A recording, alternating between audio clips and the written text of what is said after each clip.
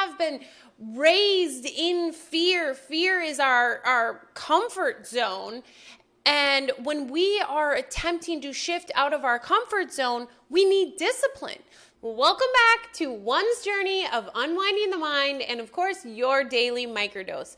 Now, tune in to the latest episode of One's journey. I want to cover discipline today. I think it's a really relevant time to discuss the concept of discipline, considering at the beginning of the year, we tend to set resolutions, set goals, and reality is the majority of people, I think it's like 90% by the first week in February, have already given up on their New Year's resolutions.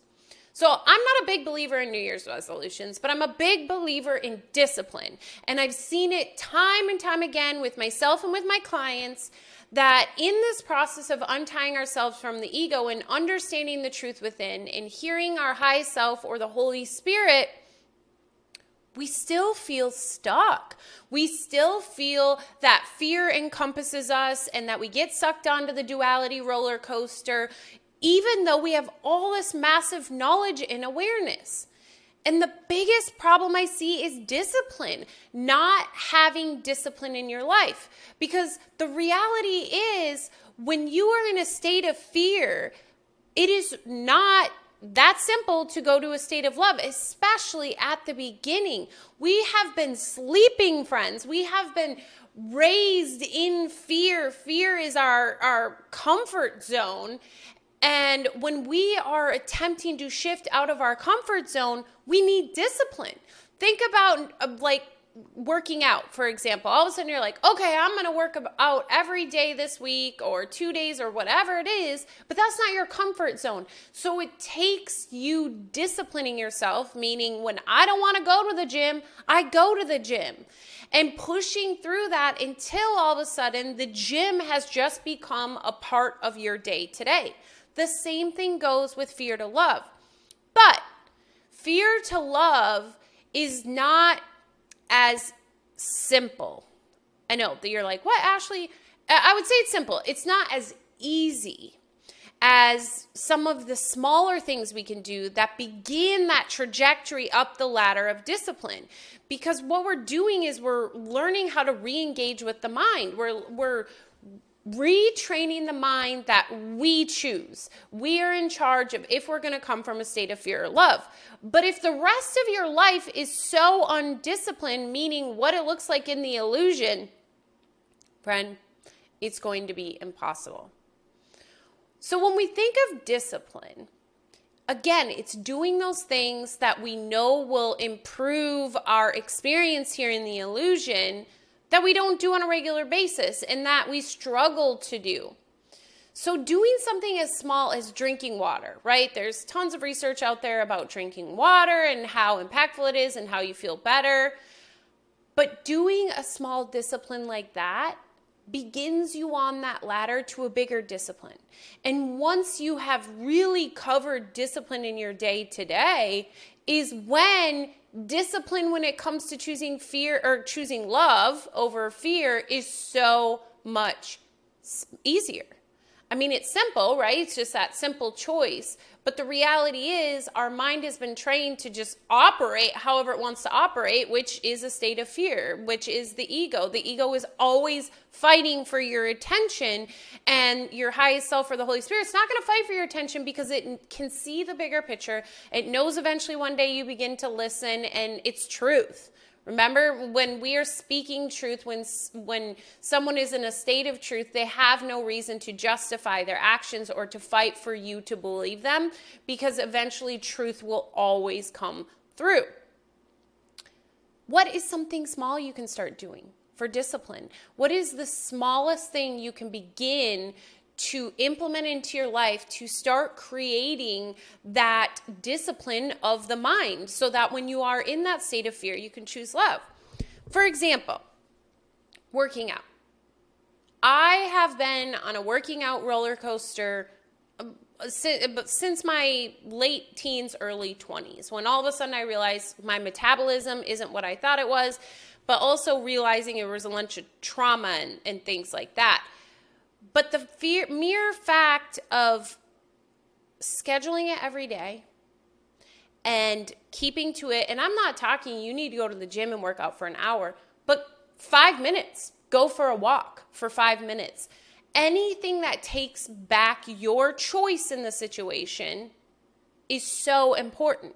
And I know we talk about the body does nothing with the mind on its own. So essentially, we're not going to be able to change our causes from the level of effect. But the interesting piece is when you follow through with it and you activate the discipline, we know there was a change at the level of the mind first.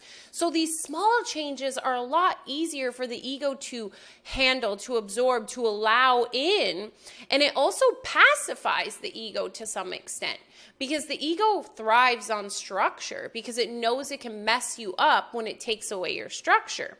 But if you use it as a discipline training, then you also know if it doesn't happen, it's not the end of the world because it's kind of like that extra added icing on the cake and you're not going to beat yourself up about it. Another beautiful discipline that I have all of my clients do, and at first they buck the system, but in turn they end up finding out how miraculous the transformation is by just stating, let's say 2 to 4 things you're grateful for every single day. Find a buddy, send it to a friend, write it down, create a video recording, whatever it is. But what you're doing is you're activating your reticular activating system. What's that, Ashley? I think we've talked about it in a past video, but your reticular activating system, if I talk to you about Jeep Wranglers or you're thinking of getting a Jeep Wrangler, all of a sudden, probably after you watch this video, you are going to notice all of the Jeep Wranglers out there because your brain is a decoding system. It's a problem-solving system that decodes the illusion. Well, you gave it a problem to solve, a decoding thing to pay attention to. Just like when you begin to practice gratitude on a daily basis, at first it's probably a struggle. And don't beat yourself up on what you are grateful for. There is another video that you can reference where we talk about the difference between ego gratitude and Holy Spirit gratitude. But at the beginning, we don't care. Any gratitude is gratitude. So don't judge yourself on that. Give yourself grace. We gotta start somewhere. And the reality is we start a lot of times in the ego illusion, optimizing the ego illusion before we can break free from the illusion. And that's okay. Okay? So what we're doing is we're giving the reticular activating system something to look for because it knows tomorrow you're going to need to think of things that you're grateful for. And it's just causing you to bring this lens of gratitude in your life that it starts to just automatically occur. But it started out as an act of discipline because you are consistently doing it whether you want to or not, whether you feel grateful or not. That's probably some of the hardest times, but that's when it's most important to activate that discipline because you are taking back control. And with gratitude, you're essentially controlling yourself to shift to a place of love. So it's doing dual. Seeing other people's gratitudes, again, we know we are all one, is just as impactful as coming up with our own gratitudes. Discipline. I want you to really put that in the forefront. Look at your life. Where is discipline lacking greatly? Is it in eating? Is it in spending money? Is it in taking care of your health? What is it, and how can you make a small step at the beginning of the year to begin practicing discipline? And I promise you, it will get easier as it goes, and you will realize choosing to come from a place of love will get that much easier as well because you are taking back your ability to choose, your ability to make decisions that are in alignment with what you are seeking in life. I hope this video helped you, and hopefully it will give you a great oomph to the beginning of your 2024 because reality is it doesn't matter if it's the beginning of 2024. You know how I feel about that. Time doesn't even exist. But let's monopolize on the energy because everybody is in this state of new beginning energy. So let's use it because we are connected to that one energy. We are one. And let's start implementing small disciplines, not something large. Please do not put something large in. If it's to work out, start with 1 day a week. Start with 5 minutes a day. Very small steps because it can backfire and set you up for failure and then shame and guilt because you didn't do it. And then we get further down the rabbit hole and we actually went way off to the other side, not where we were trying to go. And then we have more shame and guilt to unpack. Discipline. Share. What is one small discipline thing you are going to start implementing right this second? And how can we hold one another accountable?